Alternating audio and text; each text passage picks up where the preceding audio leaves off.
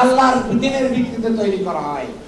সেই সমাজ ব্যবস্থা যদি থাকে তাহলে মানুষের দুঃখ কষ্ট দূর হয়ে যায় এমনিতেই, আইন কানুন দিয়ে দূর করা দরকার হয় না।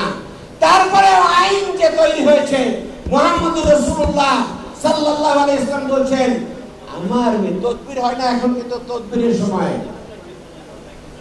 আমার মেয়ে ফাতেমা যদি চুরি করত, আমি তাকে তার হাত কেটে দিতাম। বিভিন্ন ধরনের গবেষণা হচ্ছে কোন দেশে কিভাবে কল্যাণ আসতে পারে, কিভাবে কোন বিধানের ভিত্তিতে। বিশ্ব চিন্তাবিদ জর্জ বার্নার্ড শা, একজন দার্শনিক, তিনি বলেছিলেন মুহাম্মদ রাসূলুল্লাহ সাল্লাল্লাহু আলাইহি ওয়াসাল্লামের মতো নেতৃত্ব যদি শাসন করতে পারে, তার যদি একক কর্তৃত্ব করতে পারে, তাহলে পৃথিবীতে শান্তি এবং কল্যাণ নিশ্চিত হতে পারে। মুহাম্মদ রাসূলুল্লাহ সাল্লাল্লাহু আলাইহি ওয়াসাল্লাম তিনি আমাদের মাঝে এসেছিলেন, তিনি চলে গেছেন, কিন্তু যে আদর্শ তিনি রেখে গেছেন সেই আল কোরআন এবং আল হাদিস সম্পর্কে তিনি বলে গেছেন যে এই দুটো জিনিস যার মধ্যে থাকবে তাদের ভয় এবং চিন্তার কোনো কারণ নাই।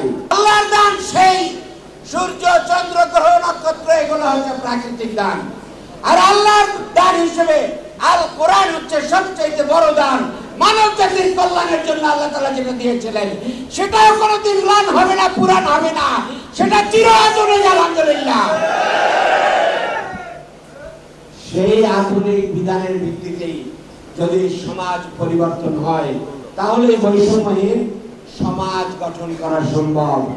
বাংলাদেশ জামাত ইসলামী সেই বৈষম্যহীন সমাজ কায়েম করার জন্যই কাজ করে যাচ্ছে নিরন্তরভাবে। আমাদের ছাত্ররা জীবন দিয়েছে, রক্ত দিয়েছে, এই রক্ত ব্যর্থ হতে দেওয়া যাবে না। বাংলাদেশের জনগণকে সেই বৈষম্যহীন সমাজের দিকে এগিয়ে নিয়ে যেতে হবে। ভাইয়ের আমার, বাংলাদেশে এখন আলহামদুলিল্লাহ কেউ মানুষের অধিকার আটকে রাখার জন্য কোনো বাধা সৃষ্টি করতে পারবে না, ইনশাআল্লাহ।